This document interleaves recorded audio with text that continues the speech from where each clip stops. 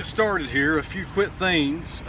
First thing is, I got a red oak already on the sawmill that I forgot about. And this red oak I've had down here for probably close to 3 years, so I'm really doubting there's going to be some good wood left in it. I'm going to pop it open anyways and see what happens. Kind of hate to turn it into firewood without giving it a chance to be some nice slabs.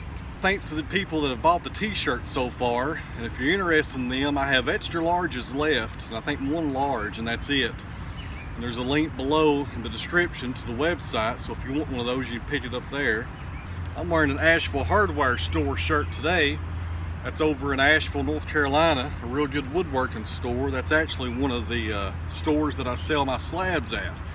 So if you're ever in Asheville, North Carolina and downtown on Buxton Avenue, go by the hardware store, and if you see some live edge walnut slabs downstairs in the lumber room, that's probably some of my stuff. Another thing, I appreciate you guys sending me pictures of you wearing our shirts.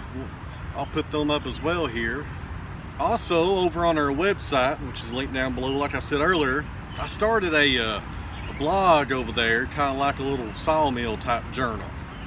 And I've got 2 entries on there so far, and I'm going to try to do entries throughout the week relating back to videos and other stuff that I'm working on that never makes it to YouTube, which is a lot of content usually, because everything I do doesn't end up on YouTube here. So anyways, we're going to open up this red oak log, and if it's got some real good grain in it and it's still solid, which is really going to be a gamble, get to sawing that. Once that is done, I'm going to try to throw the hemlock on there, then the walnut as time allows, and they're giving out a chance of rain, so who knows what we'll be able to get done today, but we're going to at least get this red oak done. I've been asked a few times in the past what this is that I put on the rail and the chain here at the sawmill. As you can see, this is the rail that the carriage rides on, and there's a chain right under this that's hooked to a motor below the sawmill, and that's what really pulls the sawmill back and forth, is the chain. And this is what Wood-Mizer recommends to lube it up with. This is ATF, automatic transmission fluid, and I buy the cheapest one possible, which is usually at the cheapest grocery store that you can find. But anyways, to answer that question from previous videos, that's what we use to lube it up with.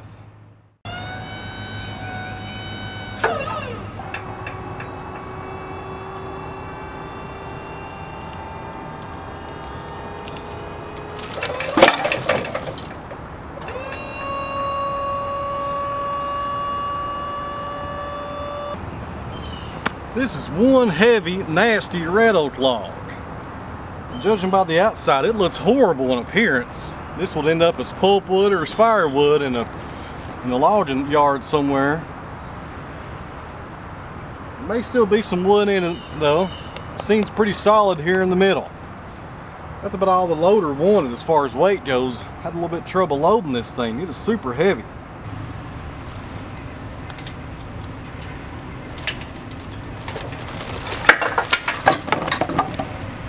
Here's you a better look at the log. As you can see, terrible conditions on the outside. Like I said, I think it's been down here for maybe 2, maybe even 3 years. It's been a while. When I did the big sawmill log yard cleanup this winter, I found it under a pile of other logs. But that may have been what kept it from rotting totally, was being covered up all the timber.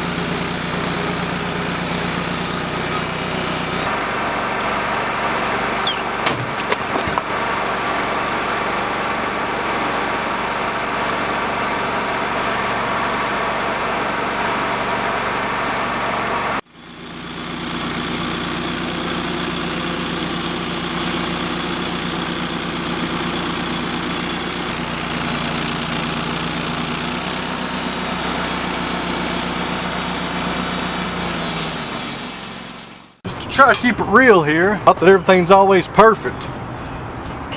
when you put a log on this mill, you try to judge the best you can that you're going to clear the mouth the whole distance here, but sometimes you're off a little bit, and this is one of those times. So instead of editing this out, this is just kind of showing you that sometimes mistakes are made, and sometimes you have to adapt here and overcome. As you can see, it's not going to pass through because of this knot here, but that's not a problem. I'll get the axe and knock this off, and then we'll continue our cut. The axe I'm using today is a Sawmill Chemical double bit axe, but its previous owner or owners, who knows how many people's owned this axe throughout its life, really got a lot of use out of it and grinded it down pretty close to the eye there, but there's still some good steel left in it. So the guy I got this axe from, Knit Thrain, he made this sheath too. Some fantastic leather work there. Anyways, we kind of decided this would be considered a cruiser axe based on the size of it, even though originally it was a double bit. You can tell that by the big eye right here. Had a cruiser axe, the eye will be a lot smaller. Anyways, that's what we're using today, Sawmill Chemical. That's probably my favorite brand of axes, the Sawmill Chemical. This one is 1941 right here and still going strong.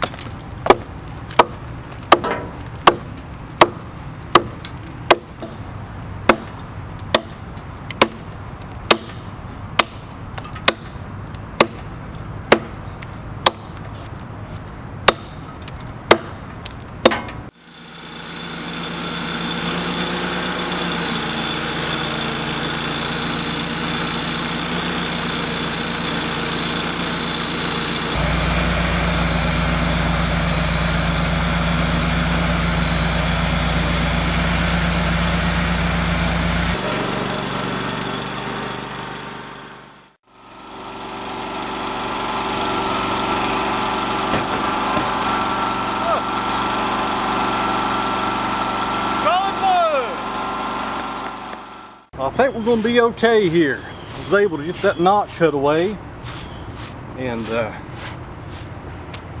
see, there's going to be some wormholes and some insect damage on this lumber, but that's all right. It's still solid red oak here, a little bit lower grade, but still gonna get some good wood out of it.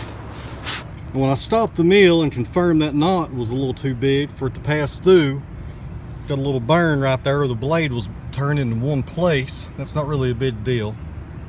That's what that was caused from. So you can see the wormholes I talked about, and I threw a little water on top here so you can see the color.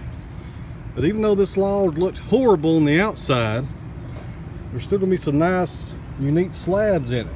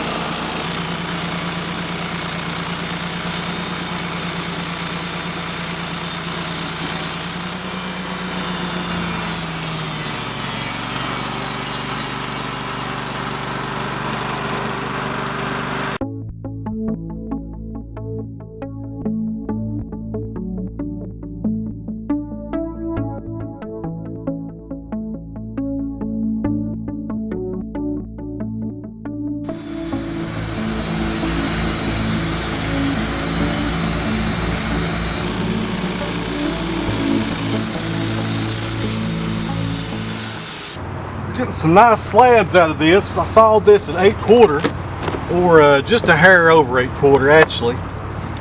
And our width is right at 20 inches. And these slabs, I didn't measure how long this log was before we started. This log is a 11.5 footer, which will be right at the max on the length that our kiln is going to be able to handle. But anyways, I got, let me see, I got 3 really nice 20-inch wide slabs here, and that's about as far as I'm going to go for these wide ones. And now we're going to flip it up and do some smaller ones, and I'll tell you why in just a second.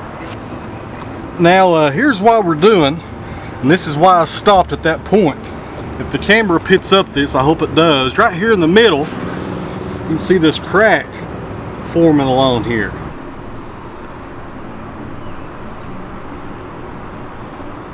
Crack means that you're at the pith of the tree, the very center. And I'll put a picture up to show you what the pith is if you're not familiar with that. And the pith in this log is offset. On this end of the log, the pith is right here, very top. On that end of the log, it's almost like it's twisted. It's on the opposite side. And that's the reason I'm not quarter sawed this log, because in order to quarter saw and to get nice complete boards with good medullary rays, you want the pith to be parallel for the entire length of the log. No deviation, period, for good solid timber. And that shows in this because at the top right here we have medullary rays on both sides. Toward the bottom it's rift sawn. You don't have medullary rays. And that's the reason we didn't quarter saw it. And the reason I'm going to flip this log up 90 degrees now is to get away from this pith, because if I keep on sawing down through it, when this lumber's turned into usable boards later on, that pith's going to have to be cut out regardless, because the pith is the dead part of the tree. Put it that way, it's useless. And you want to get that cut completely out if possible, unless you're doing beams and you'll box it in. But anyways, that's why we're turning it up now, is to get rid of this pith.